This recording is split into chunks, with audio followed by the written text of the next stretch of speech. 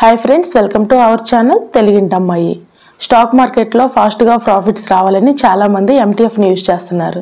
మన దగ్గర డబ్బులు లేకపోతే ఏమైందిలే, బ్రోకరేజ్ వాళ్ళు డబ్బులు ఇస్తారు, నేను ఆ డబ్బుని ఇన్వెస్ట్ లేదా ట్రేడింగ్ చేస్తాను, డబుల్ ప్రాఫిట్ వస్తుంది అనుకుంటారు. కానీ నిజమేంటి? నిజంగా ప్రాఫిట్ వస్తుందా? అసలు ఎంటీఎఫ్ అంటే ఏంటి? నిజంగా ఎంటీఎఫ్ని యూజ్ చేసుకుంటే అన్ని లాభాలు వస్తాయా? ఎంటీఎఫ్ బిగినర్స్కి వరమా? ఈ వీడియోలో క్లియర్గా ఎక్స్ప్లెయిన్ చేస్తాను. వీడియో ఎక్కడ స్కిప్ చేయకుండా చివరి వరకు చూడండి. ఫ్రెండ్స్, ఎంటీఎఫ్ అంటే మార్జిన్ ట్రేడింగ్ ఫెసిలిటీ. ఇంకా సింపుల్గా చెప్పాలి అంటే మనం ట్రేడింగ్ లేదా ఇన్వెస్ట్ చేయడానికి మన దగ్గర సరిపడా డబ్బులు లేకపోతే బ్రోకరేజ్ వాళ్ళు ఎక్స్ట్రా మనీ యాడ్ చేస్తారు. దాన్నే మార్జిన్ ట్రేడింగ్ ఫెసిలిటీ, షార్ట్కట్లో ఎంటీఎఫ్ అంటారు. సపోజ్ మీ దగ్గర 10,000 డబ్బులుంటే బ్రోకరేజ్ వాళ్ళు మీకు ఇంకా ఎక్స్ట్రా 40,000 యాడ్ చేస్తారు. టోటల్ 50,000తో షేర్స్ కొనుక్కోగలుగుతారు మీరు. ఇది వింటుంటే సూపర్ టెక్నిక్గా అనిపిస్తుంది కదా, కానీ నిజం ఏంటంటే ఎంటీఎఫ్ అంటే ఫాస్ట్ ప్రాఫిట్స్ కాదండి, ఫాస్ట్గా లాస్ అయ్యే సిస్టమ్. మరీ ముఖ్యంగా బిగినర్స్కి అని ఎందుకు అన్నాను అంటే వీడియో పూర్తిగా చూస్తే మీకే అర్థమవుతుంది నేను ఈ మాట ఎందుకు అన్నాను. ఎందుకంటే మీరు యూజ్ చేసిన బ్రోకర్ మనీ మీద డైలీ ఇంట్రెస్ట్ ఉంటుంది. అలాగే స్టాక్ ప్రైస్ కొంచెం తగ్గినా కూడా, కొంచెం డౌన్ అయినా లాస్ ఎక్కువగా కనిపిస్తుంది. ఎందుకంటే ఎంటీఎఫ్లో మీరు అప్పు చేస్తున్నారు. అప్పు చేస్తే 2 ప్రాబ్లమ్స్ కంపల్సరీ. అవేంటంటే బ్రోకర్ మనీ యూజ్ చేస్తున్నారు కాబట్టి డైలీ ఇంట్రెస్ట్ కట్ చేస్తారు. పర్ డే 0.03% నుండి 0.05% వరకు ఉంటుంది. అంటే నెలకి 1 నుండి 2% వరకు ఇంట్రెస్ట్ ఉంటుంది. ఏది మీరు ఎంటీఎఫ్లో అప్పు చేసిన మనీకి. సెకండ్ పాయింట్ ఏంటంటే మీ దగ్గర ఉన్న మనీ ప్లస్ బ్రోకరేజ్ అంటే ఎంటీఎఫ్ నుండి మీరు తీసుకున్న మనీ రెండు కలిపి కంబైన్ అయ్యి ట్రేడ్ అవుతుంటాయి. కాబట్టి స్టాక్ ప్రైస్ కొంచెం డౌన్ సైడ్ వెళ్ళినా లాస్ ఎక్కువగా ఉంటుంది. నార్మల్గా మన దగ్గర ఉన్న మనీతో చేసిన ఇన్వెస్ట్మెంట్లో 2% లాస్ వచ్చినా కూడా అది పెద్ద లాస్ లెక్క కాదు, అది చాలా చిన్న లాస్. కానీ ఎంటీఎఫ్లో అప్పు తెచ్చి చేసే ఇన్వెస్ట్ లేదా ట్రేడింగ్, దీంట్లో వచ్చే లాస్ 2% అయినా కూడా 10 to 15% లాస్ లా కనిపిస్తుంది మనకి. ఎందుకంటే ఫర్ ఎగ్జాంపుల్ మీ దగ్గర 5,000 మనీ ఉంది. ఎంటీఎఫ్తో బ్రోకర్ 15,000 ఎక్స్ట్రా మనీ ఇస్తాడు. టోటల్ కలిపితే 20,000. ఈ టోటల్ 20,000 ఇన్వెస్ట్ చేసి 200 ప్రైస్ ఉన్న ఒక స్టాక్లో 100 షేర్స్ కొనుక్కుంటారు.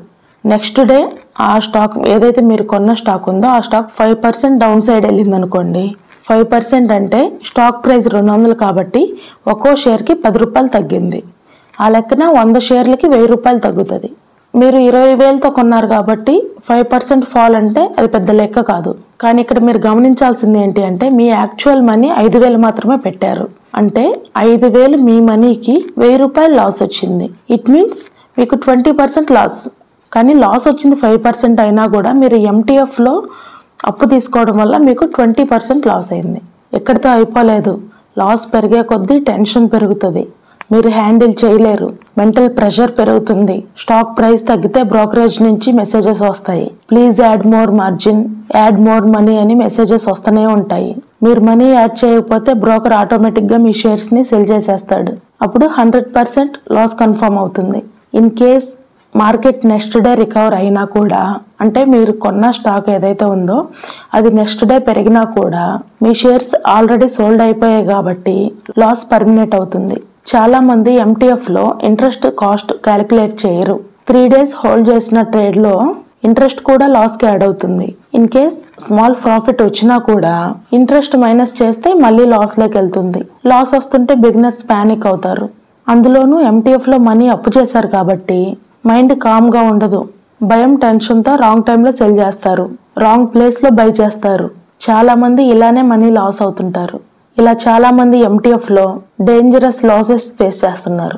బిగినర్స్కి ఎంటీఎఫ్ ఎందుకు డేంజర్ అంటే మార్కెట్ సైకాలజీ వాళ్ళకి తెలియదు, ప్రాపర్ స్టాప్ లాస్ యూజ్ చేయరు, రిస్క్ మేనేజ్మెంట్ తెలియదు, స్టాక్ వాలటాలిటీ గురించి నాలెడ్జ్ తక్కువగా ఉంటుంది.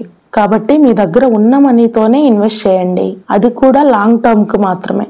అందుకే నా ప్రతి స్టాక్ మార్కెట్ రిలేటెడ్ వీడియోలో చెప్తూనే ఉంటాను, ఫస్ట్ నేర్చుకొని తెలుసుకొని బాగా స్టడీ చేసి మార్కెట్ని అప్పుడు మాత్రమే ఇన్వెస్ట్ చేయండి. లేదు మీకు బాగా ఇంట్రెస్ట్ ఉంది ఇన్వెస్ట్ చేయాలని అనుకుంటే నేర్చుకుంటూ మార్కెట్ గురించి పూర్తిగా తెలుసుకునే వరకు మీరు వృధాగా ఖర్చు పెట్టుకునే మనీని సేవ్ చేసుకొని క్వాలిటీ స్టాక్లో లాంగ్ టర్మ్ హోల్డ్ చేయడానికి ఇన్వెస్ట్ చేయండి.